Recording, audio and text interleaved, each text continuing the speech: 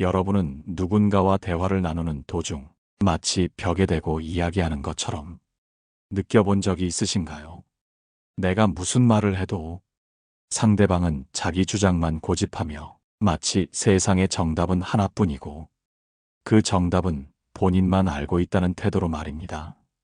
특히 그 상대가 가까운 가족, 친구 혹은 피할 수 없는 직장 동료라면 그 답답함과 불편함은 몇 배로 커지곤 합니다. 설득해보려 노력하지만 상황은 나아지기는커녕 오히려 더 큰 갈등을 낳는 경우가 많습니다. 그러다 보면 이런 생각이 들죠. 내가 잘못 말한 걸까? 아니면 이 사람과는 정말 대화가 불가능한 걸까? 한 청취자의 이야기를 잠시 소개해 볼게요. 주인공 은희 씨는 얼마 전 회사 동료와의 갈등으로 심적으로 큰 어려움을 겪었다고 합니다. 회사에서 진행 중이던 중요한 프로젝트 회의 도중 은희 씨는 자신의 의견을 조심스럽게 제안했는데 다른 한 동료가 그녀의 의견에 단호히 반박하며 자신의 생각만을 주장하기 시작했습니다. 은희 씨는 상대방의 주장을 경청하려고 했지만 그는 은희 씨의 말에는 귀를 기울이지 않고 자기 말만 되풀이했죠. 결국 회의는 무거운 분위기로 끝났고 은희 씨는 소진된 기분으로 자리를 떠나야 했습니다. 하지만 문제는 여기서 끝나지 않았습니다. 그 동료는 이후에도 은희 씨의 의견을 깎아내리는 듯한 말투와 태도를 이어갔고 은희 씨는 점점 더 위축될 수밖에 없었습니다. 이 경험은 단순히 직장에서의 갈등을 넘어서 은희 씨의 일상과 자존감까지 흔들리게 만들었죠. 우리도 은희 씨와 같은 상황을 겪어본 적 있지 않나요? 가족 모임에서 작은 의견 차이로 다툼이 커진 적이 있거나 친구와의 대화가 서로의 고집으로 인해 삐걱된 적이 있다면 아마 이 이야기에 공감하실 겁니다. 왜 어떤 사람들은 이렇게 끝까지 자기 말만 고집할까요? 그리고 우리는 이런 상황에서 어떻게 해야 스스로를 지키면서도 상대와의 갈등을 현명하게 해결할 수 있을까요? 오늘 방송에서는 이 질문에 대한 답을 찾아보려 합니다. 철학자 소크라테스는 이렇게 말했습니다. 가장 위대한 대화는 진리를 밝히는 것이 아니라 상대방을 이해하는 데 있다. 지금 우리는 소통의 기술이 가장 필요한 시대를 살고 있습니다. 스마트폰과 소셜미디어로 더 많은 사람과 연결되었지만 정작 진정한 대화는 부족해지고 있죠. 우리에게 필요한 것은 상대를 꺾으려는 말이 아니라 서로를 이해하고 마음을 다스리는 기술입니다. 오늘 여러분과 나눌 이야기들은 단순한 대화법 이상의 것입니다. 누군가와의 갈등 속에서도 평온함을 유지하는 방법, 그리고 상대를 진정시키는 현명한 접근법을 함께 배워보려 합니다. 이 방송을 통해 여러분의 마음에 조금이나마 위로와 도움을 드릴 수 있기를 바랍니다. 다음으로 우리 주변에서 쉽게 접할 수 있는 구체적인 사례를 통해 이야기를 이어가 보겠습니다. 이번에는 일상 속에서 누구나 겪어봤을 법한 사례를 통해 끝까지 자기 주장만 고집하는 사람과의 대화가 어떻게 전개되고 악화되는지를 구체적으로 살펴보겠습니다. 한 달 전 대학생 지현 씨는 오랜만에 고등학교 친구들과의 모임에 나갔습니다. 즐겁게 추억을 나누던 중 여행 이야기가 나오면서 분위기가 조금씩 달라지기 시작했죠. 한 친구가 올여름에는 모두가 함께 해외여행을 가자는 제안을 했습니다. 다들 괜찮은 아이디어라며 흥미를 보였지만 여행 계획과 비용에 대한 이야기가 나오자 의견이 엇갈리기 시작했습니다. 문제는 민수라는 친구의 태도였습니다. 민수는 자신이 가보고 싶은 여행지를 강력히 주장하며 다른 친구들의 의견은 아예 듣지 않으려 했습니다. 지현 씨가 모두가 편하게 갈 수 있는 곳으로 정하는 게 좋지 않을까? 라고 조심스럽게 말했지만 민수는 단호히 말했죠. 내가 가본 곳 중에 제일 좋았던 데가 여기야. 너희도 가보면 내가 왜 이런 말을 하는지 알게 될 거야. 그 순간 분위기가 어색해지기 시작했습니다. 다른 친구들이 그곳은 경비가 좀 부담될 것 같아.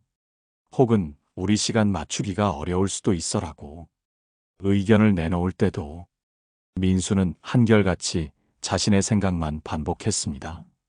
그 정도 돈은 아껴서 가야지. 그리고 나중엔 이런 기회도 없어질 거야. 결국 모임은 약간의 냉랭한 분위기 속에서 끝이 났고 여행 계획은 아무것도 결정되지 않은 채로 남았습니다. 지현 씨는 집으로 돌아오는 길에 생각했죠. 왜 민수는 다른 사람들의 말을 조금이라도 들으려 하지 않았을까? 어떻게 해야 이런 상황을 잘 풀 수 있었을까? 사실 민수 같은 사람들은 단순히 고집이 세서 그런 행동을 보이는 것이 아닙니다. 심리학적으로는 자기 주장을 고수하는 태도 뒤에는 불안감이나 자기 확신 부족이 숨겨져 있을 가능성이 큽니다. 그들은 자신이 옳다고 믿지 않으면 다른 사람들 앞에서 자신의 가치를 잃는다고 느낄 수 있습니다. 그 결과 대화는 소통이 아니라 자신을 방어하기 위한 투쟁처럼 변질되는 경우가 많습니다. 이런 상황에서 지현 씨와 친구들이 어떻게 대처했다면 더 좋은 결과를 얻을 수 있었을까요? 첫 번째로 민수의 말을 반박하기보다는 그의 감정에 공감하며 시작할 필요가 있었습니다. 예를 들어 민수가 그곳을 정말 좋아했구나. 민수가 추천하는 이유를 더 들어보고 싶어라는 식으로 말했더라면 민수도 자신의 의견을 더 긍정적으로 풀어낼 기회를 얻었을 겁니다. 두 번째로 민수의 주장을 인정하면서도 다른 대안을 함께 탐색하는 대화 방식을 시도할 수 있었습니다. 민수가 얘기한 곳 정말 멋질 것 같아. 그런데 우리 다른 친구들의 의견도 들어보면서 모두가 만족할 수 있는 방법을 찾아보면 좋지 않을까? 이렇게 하면 민수도 자신의 의견이 존중받는다고 느낄 수 있고 다른 사람들도 참여할 기회를 얻게 됩니다. 세 번째로 때로는 대화의 주제를 잠시 다른 방향으로 전환하는 것도 갈등을 완화하는 데 도움이 됩니다. 그날 모임에서 민수의 고집이 강해졌을 때 다른 친구들이 여행 얘기는 조금 있다가 다시 하고 일단 우리 고등학교 시절 얘기나 더 해볼까? 라는 식으로 대화를 이끌었다면 분위기가 한결 부드러워졌을지도 모릅니다. 끝까지 자기 주장만 고집하는 사람은 종종 타인의 관심과 인정이 필요한 상태에 있습니다. 그들의 말 뒤에는 내 의견도 존중받고 싶다는 마음이 숨어 있다는 것을 이해하는 것이 중요합니다.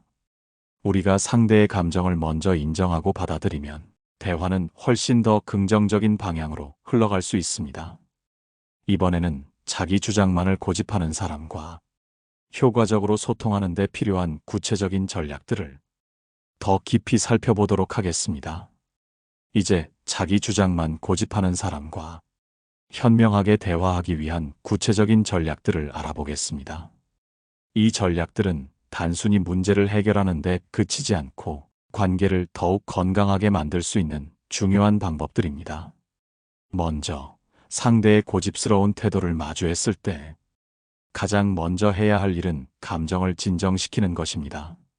감정이 격해지면 대화는 본질에서 멀어지고 문제 해결보다는 서로를 공격하거나 방어하는 상황으로 변질되기 쉽습니다. 이를 피하려면 상대의 말을 끝까지 들어주며 그들이 충분히 표현할 시간을 주는 것이 중요합니다. 사람들은 자신이 이해받고 있다고 느낄 때 비로소 마음의 문을 열기 시작합니다. 얼마 전 청취자 서연 씨가 보내온 사연이 떠오릅니다. 서연 씨는 가족 모임에서 아버지와 심한 언쟁을 겪었다고 합니다. 그날 저녁 아버지는 서연 씨에게 이제는 안정된 직장을 가져야 하지 않겠니? 라며 다소 직설적인 충고를 건넸습니다. 하지만 서연 씨는 프리랜서로 일하며 자유롭게 살고 싶다는 꿈을 가지고 있었죠.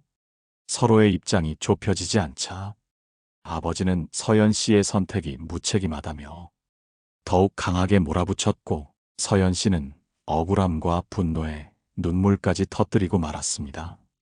서연 씨는 자신을 이해하지 못하는 아버지의 태도가 답답했지만 이후 차분히 생각해보니 아버지도 그 나름의 걱정과 불안 속에서 그런 말을 했을 거라는 생각이 들었다고 합니다. 그래서 서연 씨는 다음 날 아버지와 다시 대화를 시도했습니다. 이때 서연 씨가 택한 방법은 아버지의 감정을 먼저 인정하는 것이었습니다. 아빠, 어제 제가 너무 예민하게 반응했던 것 같아요. 그런데 아빠가 왜 그런 말씀을 하셨는지 생각해보니 제가 잘 모르는 아빠의 마음도 있었을 것 같아요. 혹시 저 때문에 걱정되시는 부분이 있으세요? 서연 씨의 이 말에 아버지는 잠시 침묵하시더니 조용히 자신의 마음을 털어놓으셨습니다.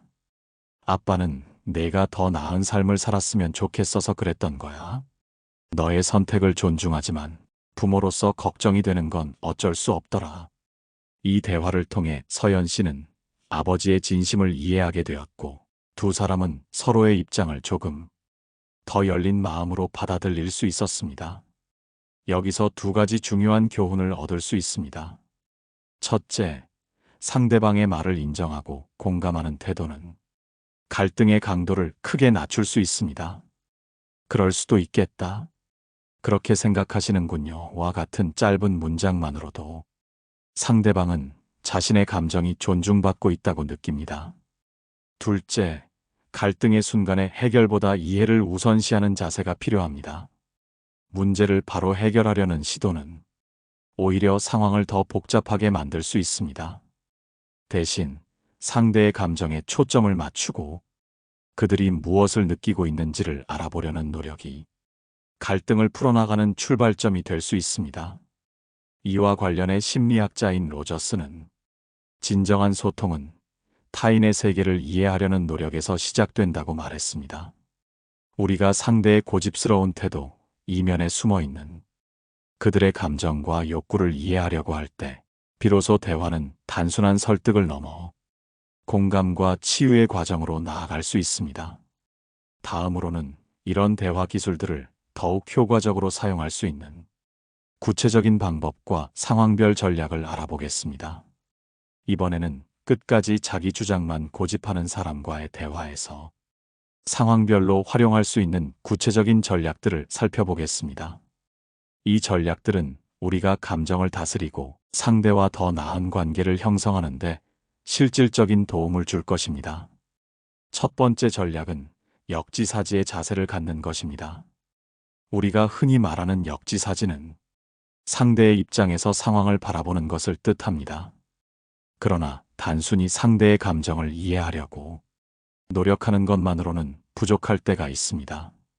상대의 주장에 숨어있는 핵심 욕구를 파악하는 것이 더 중요합니다. 이를 잘 보여주는 사례로 철학자 마르쿠스 아우렐리우스가 남긴 이야기를 들어볼까요?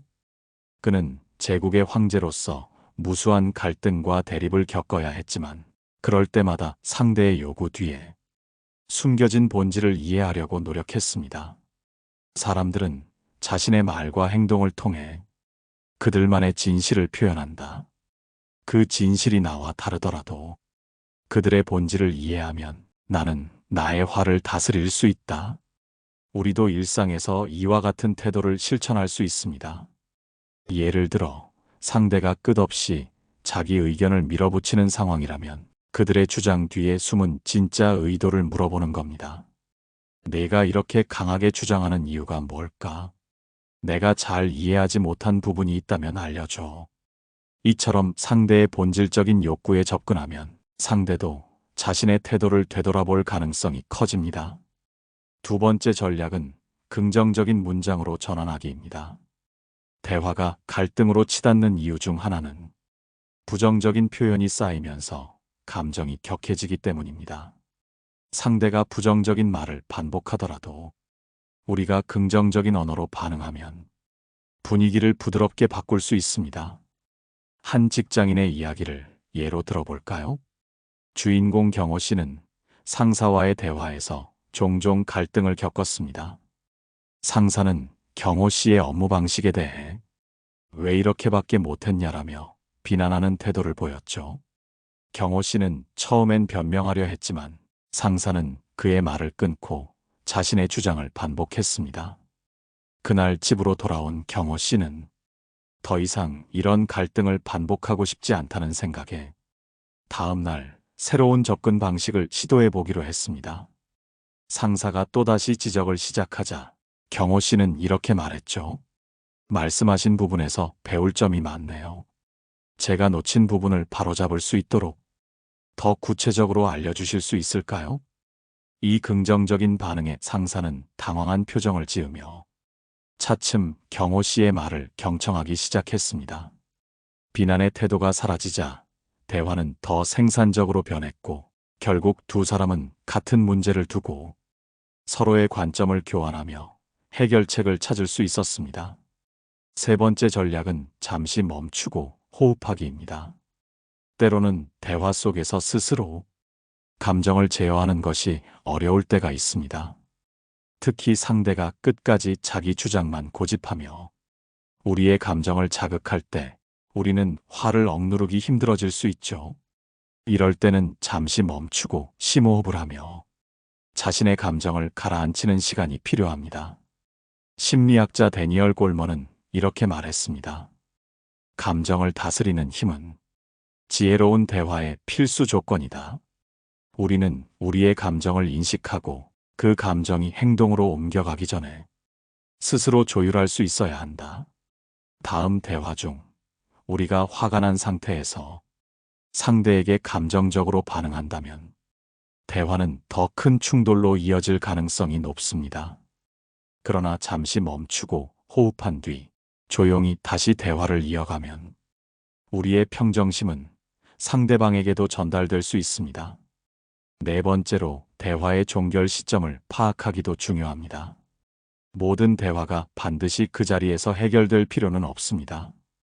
때로는 오늘 대화는 여기까지만 하고 나중에 다시 이야기하자는 말을 건네는 것이 오히려 더 나은 결과를 가져올 수 있습니다. 상대와의 갈등을 해결하기 위해서는 언제 대화를 멈춰야 할지 아는 것도 중요한 기술입니다. 그 공간을 통해 상대도 스스로를 돌아볼 기회를 얻게 되고 우리는 더 침착한 상태로 대화를 준비할 수 있게 됩니다. 이번에는 이런 대화 기술들이 어떤 철학적 배경과 심리적 원리에서 비롯되었는지 더 깊이 이해해 보겠습니다.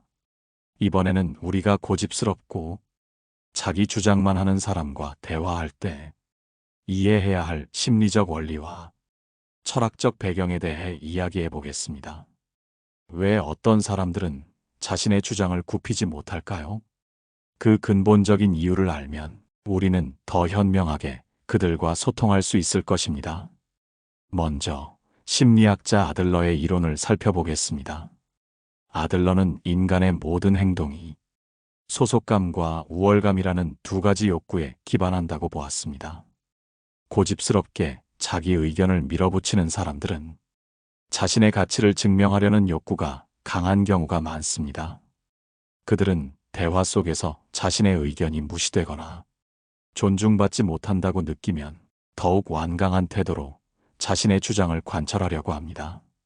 이런 사람들과 대화할 때 그들의 우월감을 건드리지 않는 태도가 중요합니다. 상대방의 의견이 다소 과장되거나 비논리적으로 느껴지더라도 우리가 당신의 의견에도 일리가 있군요라고 말하며 그들의 존재를 인정해주면 그들은 더 이상 방어적인 태도를 보이지 않을 가능성이 높아집니다. 이렇게 하면 대화의 긴장감이 완화되고 서로의 주장을 보다 차분히 논의할 수 있는 환경이 조성됩니다. 한편 철학자 소크라테스는 대화와 논쟁에서 지혜로운 사람은 상대를 설득하려 하기보다는 상대 스스로 진리를 발견하게 도와준다고 말했습니다. 그가 사용한 방법은 일명 산파술로 알려져 있죠. 이 방법은 상대의 말을 끊지 않고 차근차근 질문을 던져 그들이 스스로 논리의 모순을 깨닫게 만드는 데 초점이 맞춰져 있습니다. 예를 들어 당신이 직장 동료와 프로젝트 방향을 두고 갈등을 겪고 있다고 상상해 보세요. 동료는 자신의 아이디어가 더 낫다고 끝까지 주장하고 있습니다. 이때 내 말에도 타당성이 있네라고 인정하며 대화를 시작한 뒤 그런데 이 방식으로 진행했을 때 혹시 예상되는 문제점은 없을까? 만약 그런 문제가 생긴다면 우리는 어떤 대안을 준비해야 할까? 라는 질문을 던져보는 겁니다. 이 질문들은 동료가 스스로 더 깊이 고민하도록 유도하며 대화를 보다 건설적인 방향으로 이끌 수 있습니다. 또 다른 심리적 원리로는 인지 부조화 이론이 있습니다. 인지 부조화란 사람이 자신이 믿는 신념과 실제 상황 사이에 불일치가 발생할 때 느끼는 불편함을 말합니다. 이 불편함을 줄이기 위해 사람들은 자신의 신념을 더욱 강하게 고수하거나 상황을 왜곡해 받아들이는 경우가 많습니다. 예컨대 친구가 무리한 주장을 하면서도 결코 틀렸음을 인정하지 않으려 한다면 그 친구는 자신이 틀릴 가능성을 인정하는 순간 감정적으로 큰 불편함을 느낄 수 있다는 뜻입니다. 그렇다면 우리는 어떻게 해야 상대의 인지 부조화를 완화할 수 있을까요? 가장 중요한 점은 직접적인 반박을 피하는 것입니다. 상대의 주장에 곧바로 틀렸다고 말하면 그들은 더 강하게 자신을 방어하려 할 겁니다. 대신 내 생각이 흥미롭네. 그런 관점에서 보면 또 어떤 상황들이 있을까? 라는 식으로 부드럽게 질문하며 그들의 생각을 확장하도록 도와줄 필요가 있습니다. 이 과정에서 상대는 자신의 논리에 자연스럽게 의문을 품을 수도 있고 때로는 새로운 관점을 받아들일 준비를 하게 될 수도 있습니다. 물론 이런 대화법은 많은 인내와 훈련이 필요합니다. 하지만 상대방을 설득하기 위한 노력이 아닌 그들의 감정을 존중하며 함께 문제를 풀어나가는 과정이라는 점을 기억한다면 이 과정은 훨씬 더 의미 있게 느껴질 것입니다. 마지막으로 논어에 나오는 공자의 가르침을 떠올려 봅시다. 공자는 군자는 다투더라도 화합을 잃지 않는다고 말했습니다. 이 말은 우리가 대화 속에서 의견의 충돌을 겪더라도 그 충돌이 관계를 손상시키는 갈등으로 번지지 않도록 늘 화합의 가능성을 열어두어야 한다는 뜻입니다. 다음으로는 이러한 심리적, 철학적 원리를 현실에 어떻게 적용할 수 있을지 구체적인 실천 방안을 더 살펴보겠습니다. 이번에는 앞서 다룬 심리적 원리와 철학적 배경을 일상생활에서 실질적으로 활용할 수 있는 구체적인 대화 기술로 풀어보겠습니다. 우리가 흔히 겪는 상황들을 떠올리며 이를 어떻게 현명하게 대처할 수 있을지 알아봅시다. 첫 번째로 공감의 언어를 활용하는 법입니다. 끝까지 자기 주장만 고집하는 사람과의 대화에서 그들의 감정을 인정해주는 것은 갈등을 줄이는 데 효과적입니다. 여기서 중요한 점은 상대의 의견에 동의하는 것과 상대의 감정을 공감하는 것은 다르다는 사실입니다. 예를 들어 친구가 내가 말했잖아. 이 방법이 맞는다고. 너희가 내 말을 안 들으니까 일이 꼬인 거야. 라며 격한 태도를 보일 때 우리가 그래, 내 말이 맞아라고 인정하지 않아도 됩니다. 대신 내가 얼마나 답답했을지 알겠어. 그런 상황에서 화날만 했겠다라고 말하며 그들의 감정을 이해하려는 태도를 보여줄 수 있습니다. 이 한마디가 대화를 완전히 다른 방향으로 이끌 수도 있습니다. 또한 공감의 언어를 사용할 때는 목소리 톤과 표정도 중요합니다. 상대가 우리의 진심을 느낄 수 있도록 부드럽고 따뜻한 태도를 유지해야 합니다. 공감은 단순히 말로 끝나는 것이 아니라 진정성 있는 태도를 통해 전달되는 것이니까요. 두 번째로 관계 중심 대화법을 활용하는 방법입니다. 이 대화법은 상대의 주장이나 논리를 바로 반박하지 않고 우리와 상대의 관계를 먼저 강조하는 방식입니다. 사람들은 자신이 중요한 존재로 여겨질 때 더 개방적인 태도를 보이는 경향이 있습니다. 직장 동료와의 갈등 상황을 예로 들어볼까요? 동료가 회의 중에 본인의 의견만 옳다며 다른 사람의 아이디어를 깎아내리는 태도를 보일 때 내 생각에 전부 동의하지는 않지만 내가 이렇게 적극적으로 의견을 내줘서 정말 고마워. 우리 팀에는 너 같은 사람이 필요해라고 말하며 관계의 중요성을 강조할 수 있습니다. 이 한마디는 동료가 스스로를 돌아보게 만들고 더 협조적인 태도로 변할 기회를 줄 수 있습니다. 세 번째로 잠시 거리를 두는 기술입니다. 대화가 격렬해지고 상대가 우리의 모든 말을 부정하며 자신의 주장만 고집할 때 때로는 대화를 잠시 멈추는 것이 최선의 선택일 수 있습니다. 여기서 중요한 것은 대화를 멈추는 방식입니다. 우리가 화를 내거나 불쾌감을 드러내며 자리를 떠나면 상대는 더 강하게 자신을 방어하려 들 것입니다. 대신 이 대화는 중요한 문제니까 서로 조금 더 생각해보고 다시 이야기하자라며 중립적이고 침착한 태도로 대화를 중단해야 합니다. 잠시 거리를 두면 우리도 감정을 다스릴 시간을 얻고 상대방도 자신의 태도를 돌아볼 기회를 가질 수 있습니다. 시간을 둔 뒤에 대화를 재개하면 더욱 차분하고 생산적인 논의가 가능해질 것입니다. 네 번째로 유머와 여유를 활용하는 법입니다. 고집스러운 대화가 계속될 때 유머를 적절히 사용하면 긴장감을 풀 수 있습니다. 예를 들어 상대가 이건 내 말대로 해야만 해 라며 강하게 주장할 때, 오, 네가 이 분야의 전문가였던 줄 몰랐네. 그럼 내일 발표도 내가 대신해 줄래? 라는 식으로 가벼운 농담을 던질 수 있습니다. 단, 이 유머는 상대를 비꼬거나 조롱하는 방식이 아니라 상황을 부드럽게 만들기 위한 것이어야 합니다. 또한 여유를 보여주는 태도도 중요합니다. 상대가 감정적으로 격해진 상태에서 우리가 차분함을 유지하면 그 태도 자체가 상대에게 전달되어 자연스럽게 대화의 긴장감이 줄어듭니다. 이는 우리가 대화의 주도권을 가지는데도 큰 도움이 됩니다. 마지막으로 명확한 한계를 설정하는 기술입니다. 모든 대화가 항상 합의로 끝날 필요는 없습니다. 상대가 끝까지 자신의 주장을 고집하며 우리를 존중하지 않는 태도를 보일 때는 명확한 한계를 설정해야 할 때도 있습니다. 우리가 서로 다른 생각을 가지고 있다는 건 알겠어. 하지만 이 문제는 나도 내 방식대로 처리할게라고 말하며 우리의 입장을 분명히 하는 것이 필요합니다. 명확한 한계를 설정하는 것은 상대와의 관계를 단절하겠다는 뜻이 아닙니다. 오히려 우리의 감정을 보호하고 건강한 관계를 유지하기 위한 중요한 도구입니다. 한계를 분명히 하면 상대도 우리를 더욱 존중하게 될 가능성이 높습니다. 이렇게 다양한 대화 기술들을 통해 우리는 끝까지 고집을 부리는 사람들과의 대화에서도 우리의 감정을 지키고 관계를 개선할 수 있습니다. 다음으로 오늘 이야기의 핵심 메시지를 다시 정리하며 방송을 마무리해 보겠습니다. 오늘 방송의 마지막 파트에서는 우리가 다룬 모든 내용을 간결히 정리하며 끝까지 자기 주장만 고집하는 사람들과의 대화에서 우리 스스로를 어떻게 지킬 수 있을지, 그리고 더 나아가 관계를 긍정적으로 변화시킬 방법을 다시 한번 생각해 보겠습니다.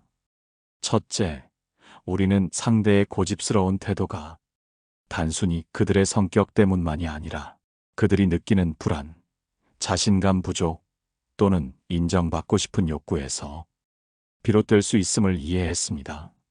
상대의 행동 뒤에 숨겨진 감정을 파악하고 그들의 존재를 인정하며 공감의 언어로 대화하는 것이 중요합니다. 내가 그렇게 느낄 만한 이유가 있었겠지라는 단순한 한마디가 얼어붙은 대화를 녹일 수 있다는 것을 기억하세요. 둘째, 관계 중심의 대화법을 통해 대화를 단순한 논쟁이 아닌 서로를 이해하고 존중하는 기회로 바꿀 수 있습니다. 직장 동료든 가족이든 친구든 내가 이렇게 적극적으로 의견을 말해줘서 고마워라는 따뜻한 한마디가 상대방의 태도를 부드럽게 만들 수 있습니다. 셋째, 잠시 거리를 두는 것도 때로는 가장 현명한 선택이 될 수 있습니다. 대화가 과열되어 감정적으로 흐를 때 우리는 침착하게 잠깐 생각해보고 다시 이야기하자라며 상황을 조율할 수 있습니다. 이 시간은 우리에게는 냉정을 찾는 기회가 되고 상대에게는 스스로를 돌아볼 여유를 줍니다.